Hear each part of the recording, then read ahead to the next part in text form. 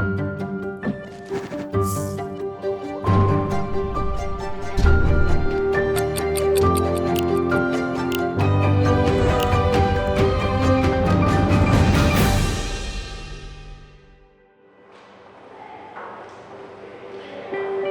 dia, tudo bem?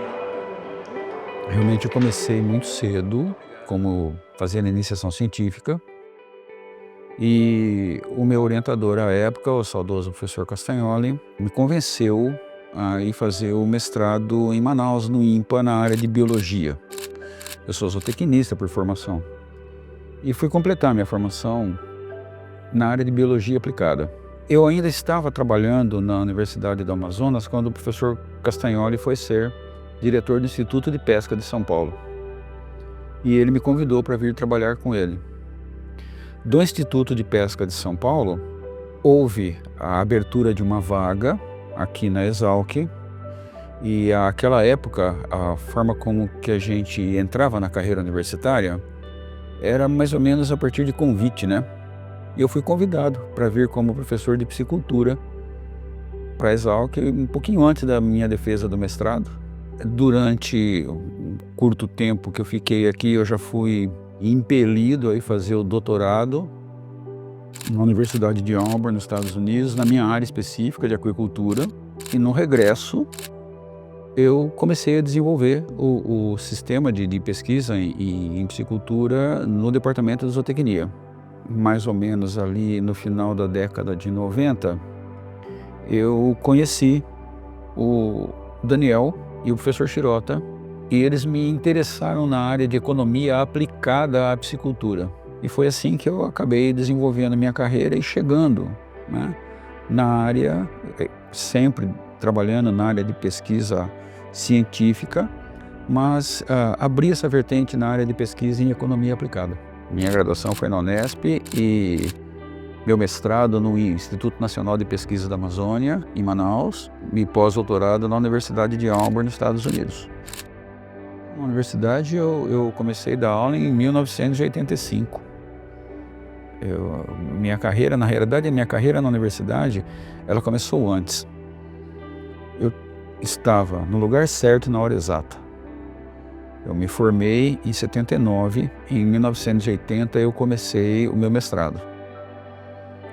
Coincidentemente, abriu na Universidade do Amazonas uma vaga para a área de piscicultura. Eu comecei a dar aula em 1980 na área de piscicultura.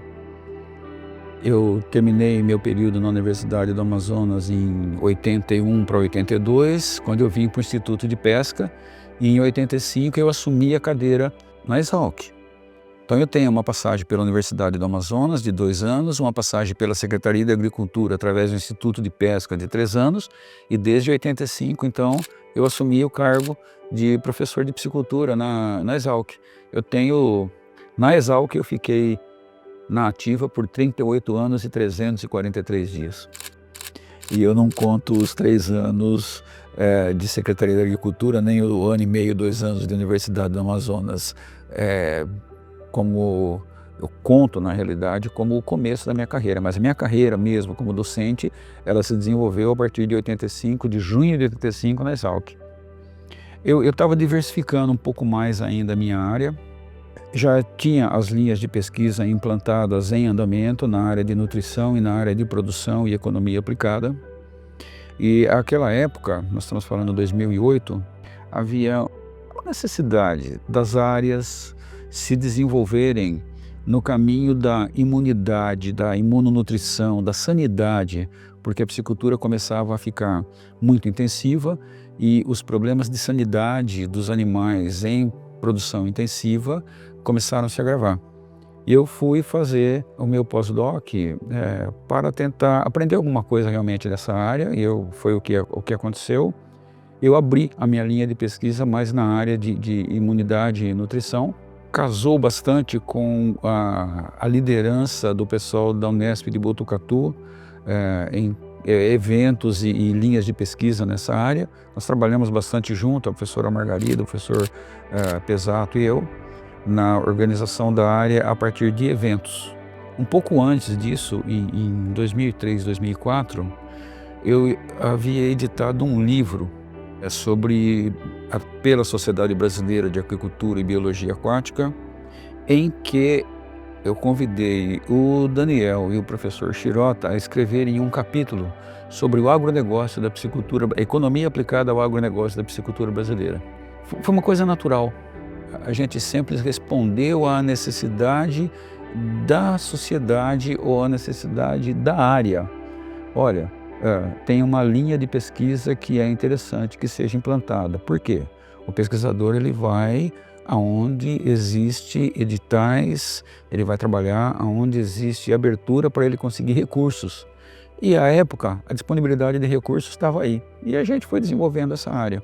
Também ali no começo dos anos 2000, que começava o PSEG, o Daniel me convidou e eu comecei a fazer programas de cursos de extensão com o PSEG.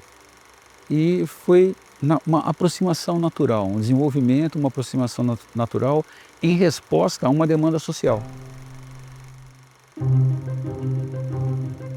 Tudo começou por conta da necessidade de escrever um capítulo sobre o Departamento de Zootecnia para ser incluído no livro do centenário da Exalc, em 2003. Eu, à época, me entrosei, me dei muito bem com o editor, então, da Ciência Agrícola, que era o professor Klaus Reichert, e também editor-chefe da revista do livro do centenário da Exalc. A partir daí, eu fui me aproximando da revista Ciência Agrícola. Eu escrevi o capítulo no livro, eu fiz toda com ele, a gente organizou toda a tradução do livro, o livro é bilíngue, e eu me aproximei da revista Ciência Agrícola. Tendo me aproximado da revista Ciência Agrícola, inicialmente como revisor e depois como editor auxiliar, editor assistente, eu fiz muitos cursos de treinamento na Bireme, no Cielo. É uma consequência da exposição que a gente tem.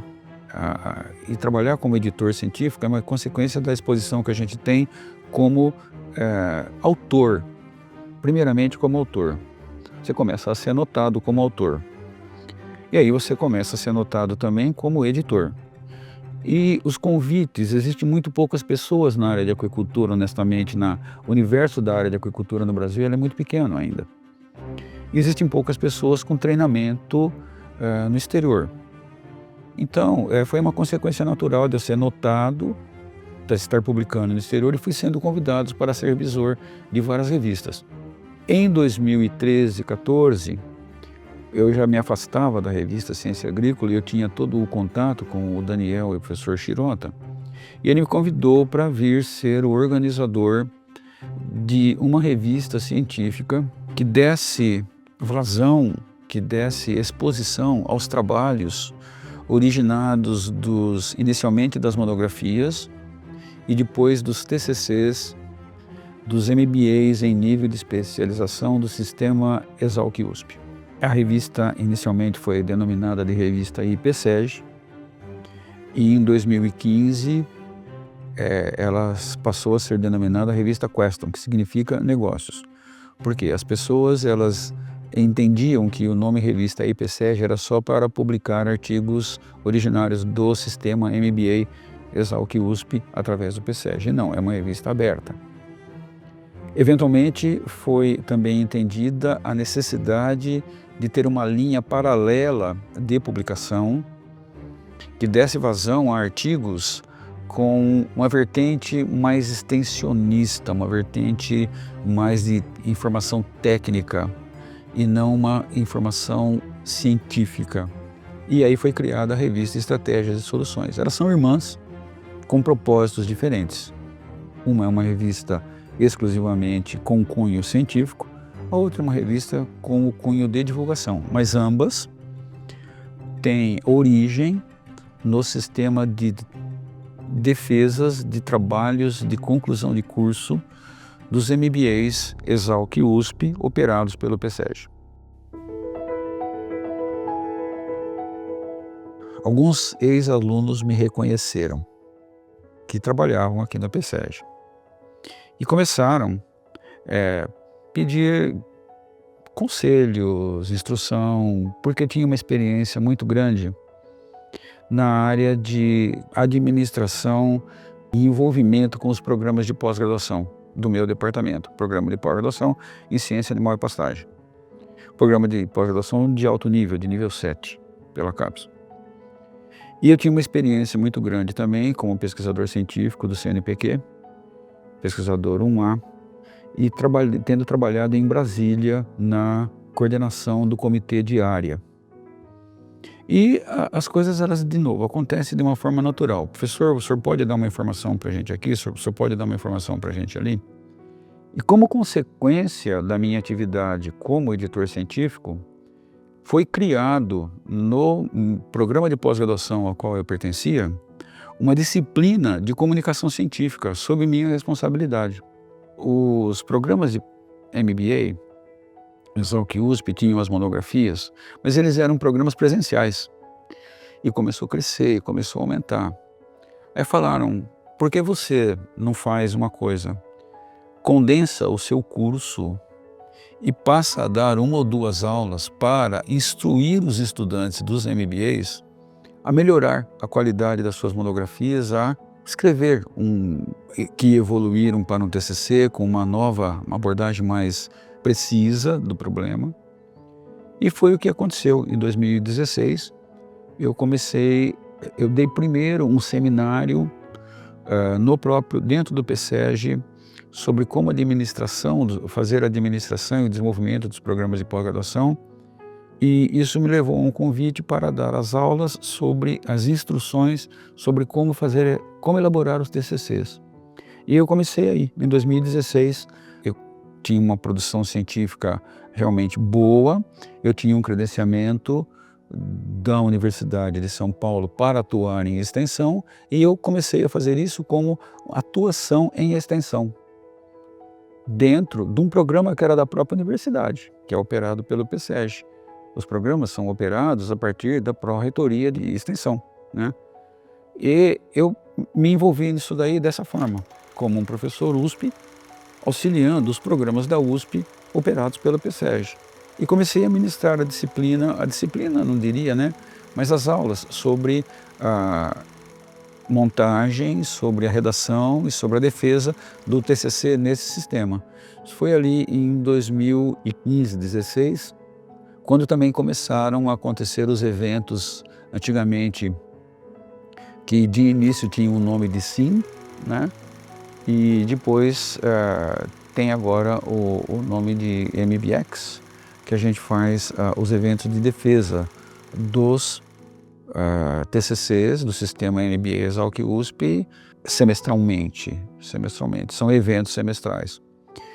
E tudo isso passa pela elaboração de um manual, pela instrução de como elaborar o TCC e a eventual defesa, que a gente, então, de novo, tenta fazer com que os alunos e orientadores se entusiasmem e publiquem nas revistas que o PSEG mantém.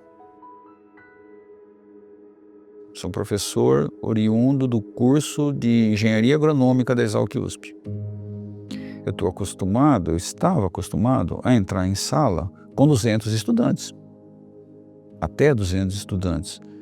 O número médio de estudantes nas disciplinas do meu departamento, nas disciplinas essenciais, que a gente chama, era de 100 estudantes numa sala de aula. Aí, o número médio de estudantes nos cursos dos MBAs era uma coisa mais restrita, 40, 50 estudantes, mas mesmo assim. E aí você passa para um estúdio onde havia uma pessoa como operador, lá numa sala, e um cameraman, né, dentro da sala com você. E você tem que falar para uma câmera, e não para... Você não tem mais aquela amplitude, você se move menos, tem que tomar cuidado, porque na escolha da persona que você vai desempenhar ali, na realidade você perde um pouco da liberdade, você perde um pouco, fica mais restrito. Mas aí desenvolve, né? Aí acostuma, e aí a gente cria essa persona para o estúdio. Você acaba desenvolvendo essa persona para o estúdio. Sim, toma tempo, toma tempo. É um exercício de humildade e resignação, né? Toma tempo. A gente abandonar o velho hábito para adquirir o novo posicionamento, né? É diferente numa sala com 100, 100 e tantos alunos, poder andar, ir ao fim da sala, conversar, interagir. Mas uma coisa que também acontece no estúdio, você não pode ser tão disruptivo, você não pode ser tão disruptivo. Você tem que ser um pouco mais focado, porque você não pode perder nenhum minuto, você não pode perder tempo. Você tem que ser extremamente linear naquilo que você está falando, muito disciplinado. Eu sou uma pessoa extremamente informal e eu tenho uma certa empatia, mantenho uma certa empatia, um bom nível de empatia com os estudantes. Então, para mim, era muito bom a sala de aula. A sala de aula rejuvenesce. A sala de aula, ela rejuvenesce. Você tem que ficar no nível dos jovens. Você tem que agir de acordo com aquilo que causa neles uma empatia. Você tem que ser jovem na sala de aula, junto com os jovens. No estúdio, você perde isso daí. De novo, é uma adaptação completa. Eu acho que eu consegui me adaptar a esse esquema. Eu não teria problema em entrar numa sala de aula, continuo não tendo problema em entrar numa sala de aula para dar aula para seja lá qual for o número de estudantes. As borboletas vão voar no estômago, sempre, seja para entrar numa sala de aula ao vivo, seja para entrar num estúdio para transmissão ao vivo ou para gravar. Você vai se pôr num certo estresse, você vai se pôr numa certa ansiedade. Se não acontece isso com você, é porque alguma coisa está errada. É porque você já passou por cima, você não está dando mais importância, perdeu a importância, quer dizer. A gente se coloca numa certa ansiedade, num estresse, antes de qualquer tipo de apresentação, seja ela ao vivo, seja ela para gravar, seja ela ao vivo para transmissão remota, do jeito que for. Mas você cria personas para isso. E demora um tempo para a gente fazer o verdadeiro divisor de água para atuar em cada situação.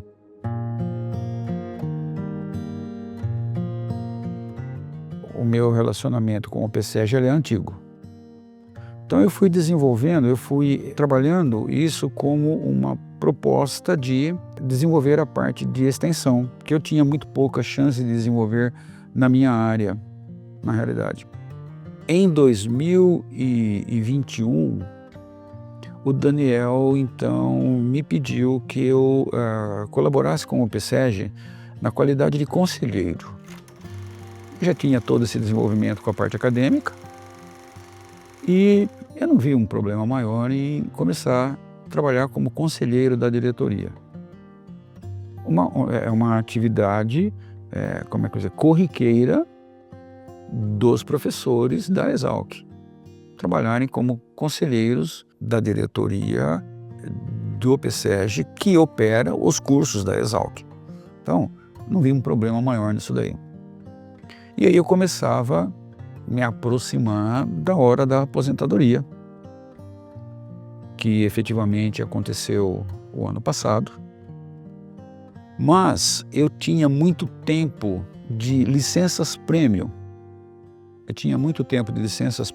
Para serem esgotadas antes que eu ganhasse o direito de me aposentar.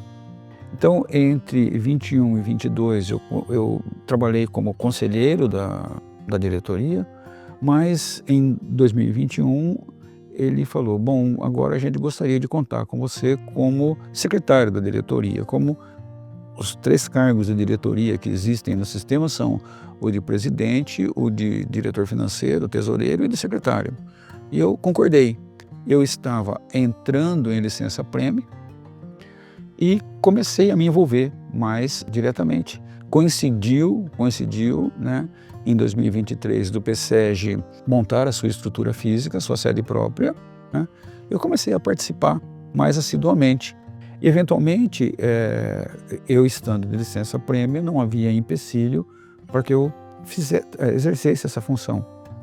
E em 2024, a partir da minha aposentadoria, que ocorreu em abril, eu assumi definitivamente o cargo e passei a dedicar 100% do meu tempo. Foi uma transição muito tranquila, porque eu tive a oportunidade de ir me acostumando aos poucos, de ir me envolvendo aos poucos, e aí simplesmente quando virou a chave, nós fomos libertos do jugo da pandemia, eu passei a trabalhar exclusivamente no PCET como administrador na sede própria. Um secretário de diretoria, ele é responsável por uma articulação interna. A responsabilidade maior dele é uma articulação interna. E, logicamente, eu tenho todas as responsabilidades de assumir. O pessoal que trabalha na Secretaria do PCET é muito eficiente, mas a gente assume a responsabilidade por toda a documentação. A responsabilidade é uma parte estratégica, é uma coisa estratégica, é de conciliar interesses, de conciliar atividades, de tentar unir serviços com um objetivo que tem os próprios objetivos, cada serviço tem seu próprio objetivo, né? Mas que ele tem que entender que há um objetivo comum entre os serviços, tá? Então, o secretário, ele assume esse papel de ser o representante, vamos dizer assim, das instruções da diretoria no dia a dia ao vivo. Não dá para um CEO, um presidente, eles têm outras responsabilidades. A parte política, a parte negocial, e tem uma parte interna que tem que ser feito. Então, essa parte são de articular os interesses da diretoria com os interesses e as necessidades e as linhas de ação dos colaboradores. Isso é uma coisa que o secretário fica a cargo do secretário. Logicamente, aí tem lá, professor, tem que fazer o registro dessa ata num cartório. Então o professor vai lá, ele assina tudo, ele se responsabiliza. Não vou fazer a operação, não existe alguém para fazer a operação, mas eu tomo a responsabilidade sobre isso tudo, de checar se está tudo bem, de conferir, de orientar a elaboração dos documentos e depois assinar, né? Se responsabilizar pelo registro oficial dos documentos. O último trabalho de pesquisa que eu tinha, os dois últimos trabalhos originários de teses que eu orientei, eu estive na ativa orientando até 2023, foram publicados em 2024. Eu tenho sido procurado para trabalhar, para fazer alguns projetos com outras escolas, com outros institutos, mas simplesmente você não pode servir a dois senhores. Eu não tenho nenhum projeto de pesquisa em andamento. Escrevo um artigo, faço uma revisão, por exemplo, nesse momento estou envolvido com dois colegas, um deles o professor Bruno Serosi, que assumiu a cadeira de psicultura na Exalc, e o professor Kevin Fitzsimmons, da Universidade do Arizona, que foi o orientador dele de doutorado, por causa da minha experiência na área de nutrição. O professor Bruno tem um projeto de pesquisa muito interessante e me convidou para trabalhar com ele numa revisão aplicada dentro da área dele. Isso é uma coisa que eu posso fazer. Eu não sei se eu chamaria isso de um projeto de pesquisa, o projeto é dele. Eu sou um colaborador e nós estamos elaborando um documento sobre esse projeto. Essa é a minha atividade. Eu não tenho mais nenhum projeto em andamento de ir ao campo, ir ao laboratório, alguma coisa semelhante, não. Mas eu continuo em atividade de redação, de científica, de revisão, isso aí eu continuo fazendo, né? A gente sai da academia, mas a academia nunca sai da gente, né? O lobo perde o pelo, mas ele não perde o vício. Então, eu entrei na vida acadêmica antes de me formar. Eu formei em 79 e eu comecei a fazer iniciação científica em 1977. Eu sou tão velho quanto isso. Então, 77 para 2020, você está entendendo? Como que você abre mão disso daí? Como você abre mão disso daí? Eu escrevi o meu primeiro trabalho, de novo, com o meu saudoso professor e amigo, orientador e mentor, professor Castagnoli, em 1978, 79. E daí? Você vai abrir mão de tudo que você investiu a sua carreira? é praticamente impossível. Então eu tenho lá meus livros, eu tenho minhas revistas, eu acesso, eu leio, eu sou um ávido leitor de artigos, né? E às vezes a gente simplesmente é criado no pesquisador, é criado no professor, no acadêmico, com o tempo e com o treinamento que é dado nos mestrados, nos doutorados, nas orientações que a gente acaba fazendo, é criado na gente a responsabilidade social. Não adianta você ter conhecimento, não adianta você produzir conhecimento, se esse conhecimento não chega na sociedade para fazer com que haja melhoria no desenvolvimento da sociedade. A gente assume essa característica e é praticamente impossível de deixar para trás isso daí. Eu visualizo o PSEG cada vez mais forte. Eu visualizo o PSEG cada vez mais coerente. Eu visualizo o PSEG cada vez mais consequente. Eu visualizo o PSEG cada vez mais inovador. No momento a gente busca nosso reconhecimento como um Instituto de Ciência e Tecnologia, junto ao governo federal. Eu imagino o PSEG